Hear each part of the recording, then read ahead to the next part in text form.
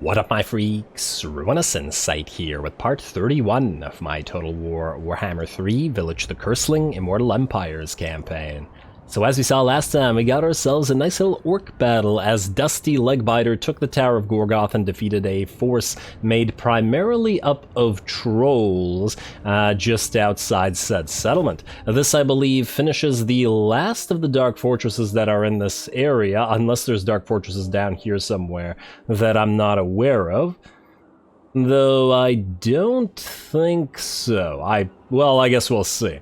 We will see. In addition to that, Egrim is ready to attack Flayed Rock, so it should be a nice battle, or possibly, I guess, the last battle that we ever get against the Caravan of Blue Roses. And considering they've got a fairly large amount of units here, a full stack plus a garrison, it looks pretty good to me.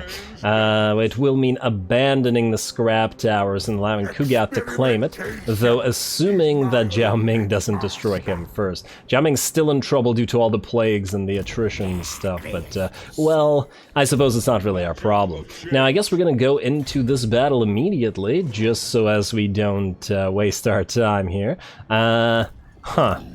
I do wonder, can we draw them all out? Let's give it a try. It would be nice if we could, though I suppose we can spend our points first. Now, we want Rally. Wait.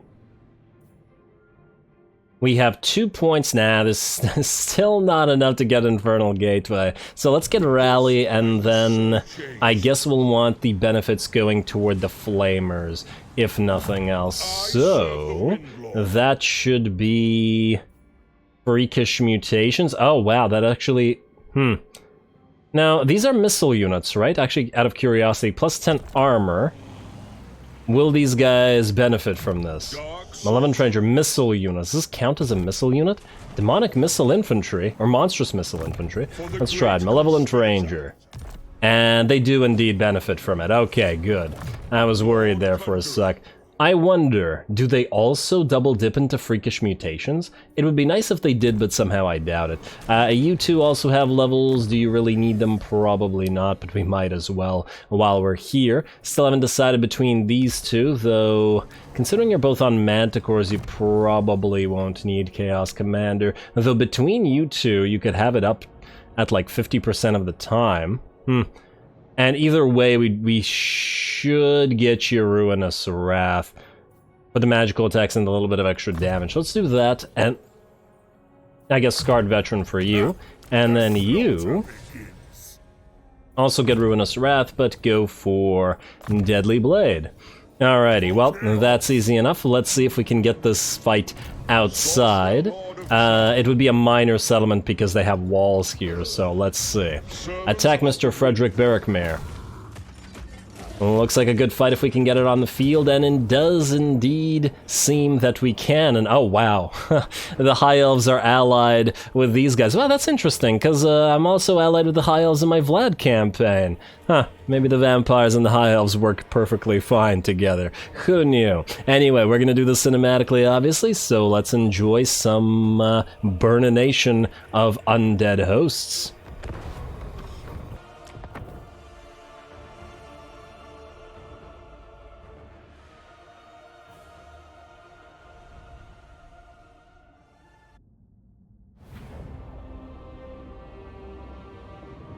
Look at them tremble. They will be overwhelmed with the limitless power of change. Alrighty, here we go again, set up on the hill and ready for a massive amount undead to walk into the Burnination. I'm really happy that we ended up bringing this fire army to fight the Caravan of Blue Roses. We've already gotten a decent amount of battles against piles upon piles of undead, and this one, last one, hopefully, will be a pretty great one as well. We got 2 stacks to face off and Burninate, and we've got a pretty darn solid position here, so I'm expecting some fun times. Now, we're going to open up the battle by sending both of our Exalted Heroes around to kill this isolated enemy lord here that was outside the settlement, and our 2 Exalted Heroes are going to separate and hit him from both sides. And though there will be a unit of Crypt Ghouls to contend with, we can always Portal Glyph and summon some units. There we go. Good job, Exalted Heroes. You guys work together. And let's see how quickly the enemy dies, and there we go. They'll also open double portals, and all of these Furies will drop down on the Crypt Ghouls. Fortunately, Crypt Ghouls are pretty darn fragile, so this does work in our favor. And let's see what we're looking at. The enemy lord's below half HP now, and the Crypt Ghouls are dropping, by the looks of it, pretty rapidly. We also moved a unit of Forsaken in with the hopes of dishing out some damage. We can also see in the background the hilltop covering artillery are firing on the enemy even as they move into the field. But let's watch a little bit of damage here. Looks like the enemy lord is just about done for, and he drops. Well done to the Exalted Heroes, and it looks like the Crypt Ghouls are pretty much done as well. Took a little bit of damage on our Exalted Heroes, but really nothing to speak of, and the Furies appear to have done quite well as well. 18 kills on one, and 18 kills on both of them. Nice job. There we go, perfect. That army is done, our Furies are no longer needed, and then we return to our main battle. Artillery fire has commenced, and there's quite a lot of enemies. Oh, that was terrible. Where are you aiming at? There we go, that one dropped into the blob of enemies at least. There's a massive pile of enemies, man. It would be so nice to have a caster drop some scary spell right into the middle of all that, but unfortunately, the Lord of this army is on the War Shrine and far too slow to do anything about that. It looks like all the shots are landing just before the massive pile of units rather than right into the middle of them, which is kind of frustrating, but what can you do? That one was a little bit closer. Come on, right here. Just in the middle of this. Imagine like a single Infernal Gateway or or even better, a Firestorm of Tzeentch right here. Wouldn't that be lovely? Also, you have, yeah, you don't even have access to them. You're not high enough level yet. You only have the Pink Fire, but still, Pink Fire would have done a decent amount of damage. Ooh, that wasn't a bad hit. Though it was still not quite in the center here. Alright, looks like some of the enemies that are under fire are actually trying to move away from the enemy army, which does make sense. Alrighty, and looks like the first of the enemies are moving in, and it is a unit of Cairn Wraiths who are extremely susceptible to the magical fires that we've got here, and they're going to get burninated before they can achieve too much. Beautiful. Well done to the Flamers. Looks like these guys are going to go up the hill because for whatever reason they want the Forsaken here, but they're not going to be able to get to them. Well, too bad for them. Now we're going to move our Flamers to either attack these ghouls here or the other skeletons that are moving in. Alrighty, and burninate, please. Ooh, that hits, well, that hits both Graveguard here, who are awash in that fire, and take about half damage in a single volley. Very, very nice. Though it looks like we clipped some of our own units as well. There's that pink fire that I was talking about, finally coming in handy. And I don't know why the Graveguard are moving like this, but hey, it's okay. We'll summon some pink horrors with our aspiring champions, and hopefully they can tank some hits. And even if we clip them with our fires, it won't matter all that much. Over on this side, however, the enemy has arrived and is now engaged with our forces, which prevents us from doing too much damage. The enemy Furies actually landed on our warp fire throwers and has done nearly half damage, actually a little bit over half damage to them, so we do have to be careful with the unit. Otherwise, though, once the ghouls are dead, which we will go with the Furies again to kill them, and then send the Furies out to essentially block the enemy from approaching us while we try to properly burninate them. And it looks like we'll be using our units of Forsaken to hold ground over on this side, so that the enemy doesn't flank us too much. And there we go, not just the blue fire, but the green fire in effect as well, as we see our warp fire throwers do some damage finally. Very nice, and they rip apart that poor unit of skeleton spears pretty much instantly, and then the same thing goes for these skeleton warriors. Good job. They doing work. 88 kills on them, not too bad at all, and actually beating one of the units of Flamers. I love this army, and I love fighting undead with this army. It's just so damn fun. Just give us infinite ammo and give the enemy an infinite amount of skeleton warriors, and I could watch this all day, to be perfectly honest. It would be nice to have even more flamer units in here, but we're obviously limited in the number that we can get. Anyway, it looks like some of the enemies have reached the front lines, and we will be holding them off, but the balance of power has very much shifted in our favor. Oh, and it looks like our hell cannons are also nearly out of ammunition here. 105 kills, 230 kills, and 198. 230, not too bad. I don't know what you've been doing this entire battle. You have less than half the amount of damage than the other two. Huh. Weird. Not entirely sure why, but ultimately I don't think it'll matter that much. Another pink fire going through the enemy, even as hell cannon shots continue to drop them. And these are the zombies, who should have been... Really, they should have been first into the fray, rather than the more elite units, but the AI doesn't really understand how to play these factions. And the battle should be ours very shortly. There's just too many enemies that are dead at this point, and the enemy can't break through our lines while they all get obliterated by the fires of Tzeentch. And a little bit of the fires of the Horned Rat as well. And I guess this is the biggest pile of enemy units that remains. On the bright side, fighting massive amounts of undead like this, it does really feel appropriate, doesn't it? And just the endless hordes of zombies and skeletons. Though apparently not so endless, because they are done. And they crumble away, and the fires are victorious. As well they should be. Ah, what a fun battle. Hopefully we get some nice battles against Nurgle in a similar vein as well. I want to do the same thing to piles upon piles of Nurglings and Plague Bearers.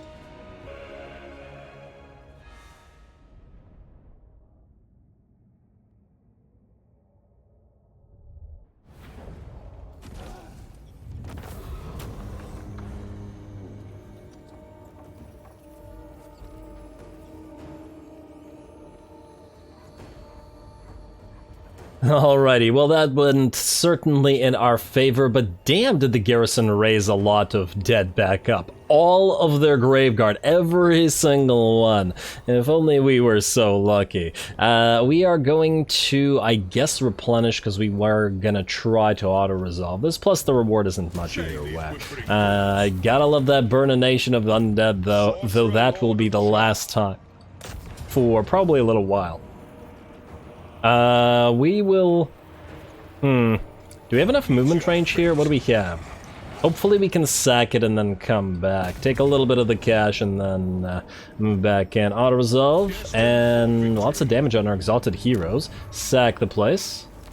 And then move back in, hopefully. Yes, okay, we should still be good. We got a free Skull of Catan. Oh! Plus 40% spell mastery, only for 27 seconds, mind you, but could probably do something nasty while holding that thing. Occupy.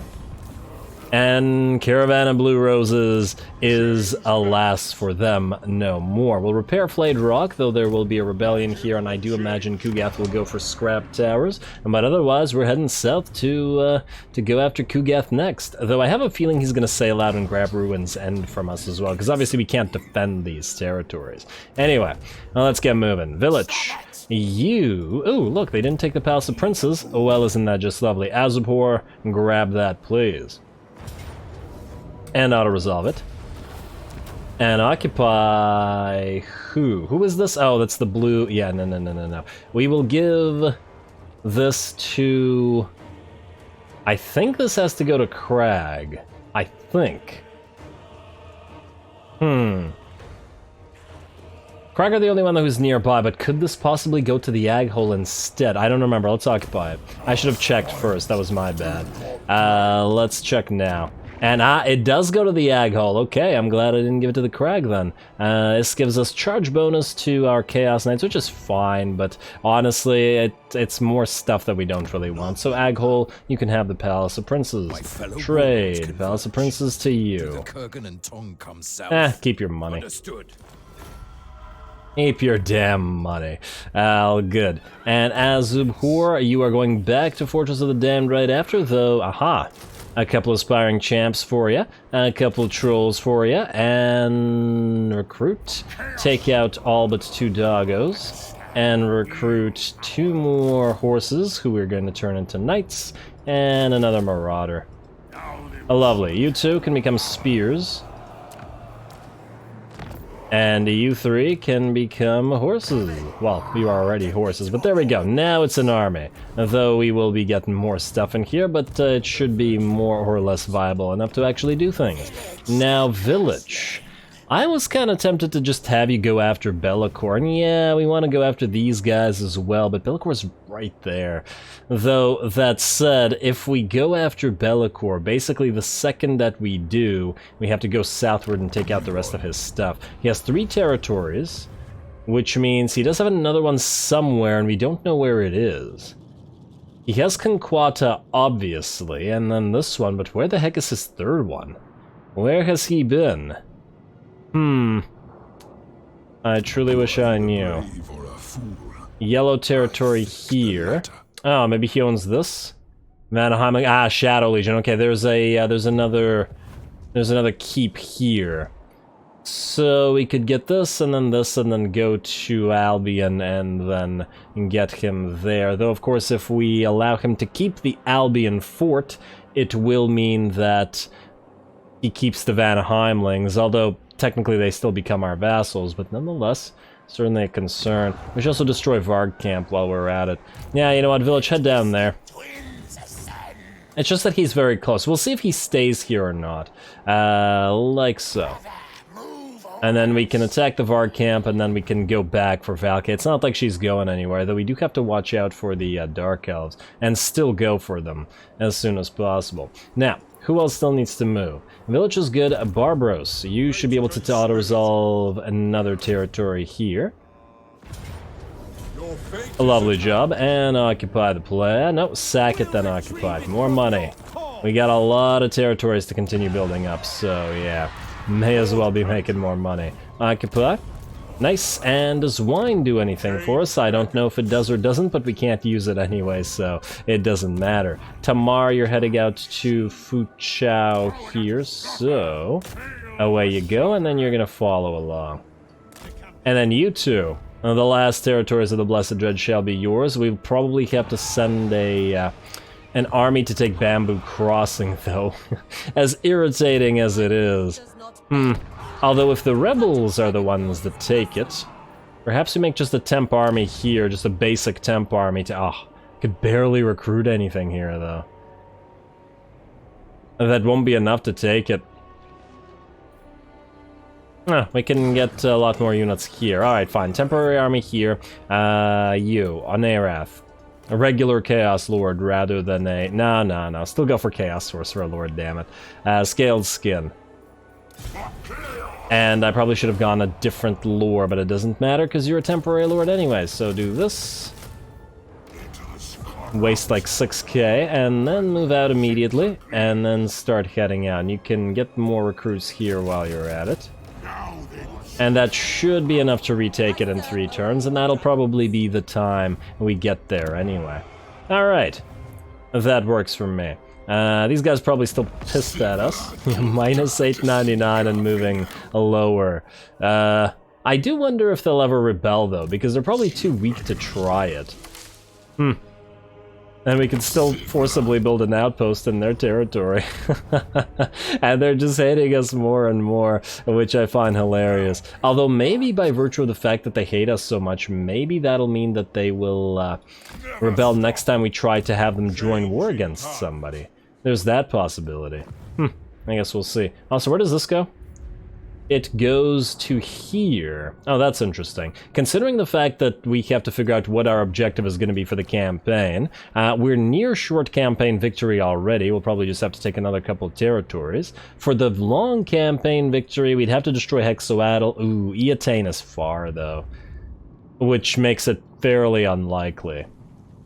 Talzin is also quite far. The elves are a little bit less likely, but Reichland, Kurun is kind of far, damn. Yeah, the long campaign victory might be a little bit steep. This is not, probably not worth the effort, but we'll see. We'll play it by ear. We'll see what the interest is going forward for this campaign, and then we'll decide how we deal with it. Now, you are gonna miss out on some healing, but you're gonna have to go to Carrick Doom because somebody will take it from you otherwise. Tech Thief, go up here. I'd like to see what's in the Pillar of Skulls.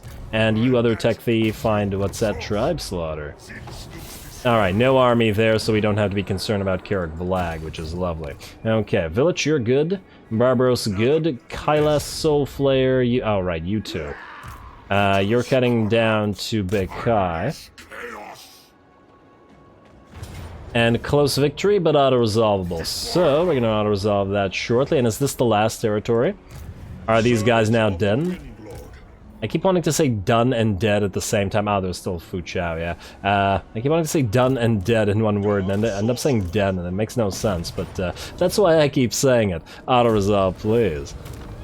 And sack, I guess, and then do it one more time to occupy it. Beautiful.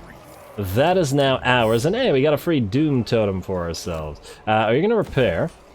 And then we'll take this place, and then we're gonna try to finagle something there. Now, we also want to do several things. First of all, Bilious Cliffs, okay. We want to trade this to our ally, so in that light, we want to take the Tower of Torment to ourselves. So Tower of Torment, 6.4k, yeah, fine. We'll take the Tower of Torment. Then, we want to give that to the Tong for the Bilious Cliffs. Tong, Bilious Cliffs for Tower of Torment. 5, fine, have the money. I mean, they're our allies, they'll make use of some of the money. There we go. Now they have this province, and it's, well, not entirety, but a lot of it. And we have this one. Now, the reason I wanted this is to potentially trade away the Tower of Flies from Archaon. It's a -14, but we should be able to trade it, and then we'll just give it back to Tong immediately. And I'm only doing this to just get them that little extra tiny bit more powerful. Okay, so that looks good to me. Let's see if anybody else needs to move this turn. Tech Thieves still need to move, but, you know, they're Tech Thieves, so only sort of. Assassin, you can keep going this way to keep an eye on the Skaven, who are trundling along and moving towards us. Vashnar, stay where you are. And we can't get any more Exalted Heroes, although there is a Scaled Skin one available soon. And now, in terms of money, is there any building we can upgrade anywhere that will give us even more money? That's the main thing. No, it doesn't look like it, at least not now. There's probably other stuff that we need to upgrade, but we'll do so later. Okie dokie, and we still need to give away a bunch of our territories, but the reason I haven't done so is because, well, these guys still despise us, and there's still a few things I'd like to potentially do. Also, just to double check, you still don't want to bet. -27 now, damn, it was -22. That's unfortunate. And they still really want Gorger Rock, but not enough to be our vassals. We gotta just hope that they lose an army at some point. That's the only way we'll ever vassalize them. Well, it's either that or give them Zarnagrund. They would vassalize for Zarnagrund. I just don't want to give them Zarnagrund. I know it's only one Dark Fortress, but it's the principle of the thing. Maybe later, and then maybe we can pay them off to get it back. That's another possibility. Huh. I wonder how much they'd want for it. You know, maybe that'll be something we try. Like, what if we give them Zarnagrund to vassalize? Oh, is that even still possible? Yeah, it's still possible. What if we give them Zarnagrund to vassalize them, and then try to trade Zarnagrund for granite or for Gorger Rock? Likelihood existing or not? I don't know. Maybe we'll give it a try, but I kind of don't want to risk the Dark Fortress. We shall see. Either way, we are done with this turn, I believe. Let's save a little bit of money in case we need it next turn. Skip the rest of this, including the Imminent Rebellions, but not the Insights of the Void. And Hero Not Moved, Outpost available, another Commandment available, so another Insights of the Void. And I think we are now good. Damage building at Scrap Towers. No need to repair you because we're about to lose you. Insights of the Void. Go figure. And now we're ready to end the turn. Is there a possibility of us getting attacked anywhere? And there may be one. It's probably remote, if it does indeed exist. Well, I guess we're about to find out. Let's end the turn.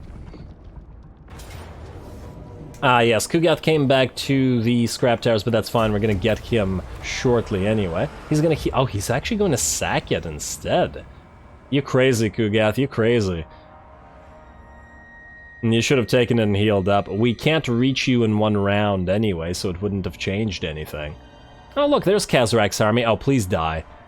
I think that's his main army, including Kazarak himself. Don't look at him.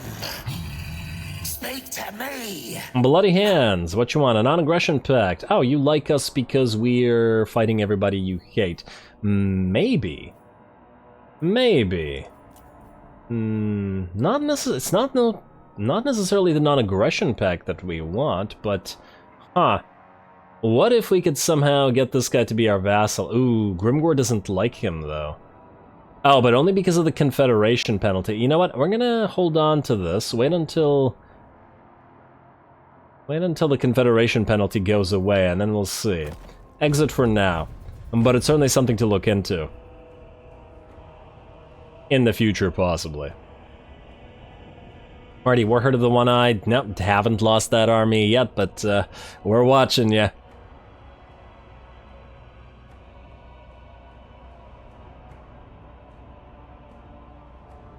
And anything else interesting happen? There's a rebellion, but that's irrelevant. Settlement receives plague. Settlement sacked. Sword of Cain claimed by the Slaneshi. Isn't that nice for them? Vilitch wants that sword, and that looks like that's it.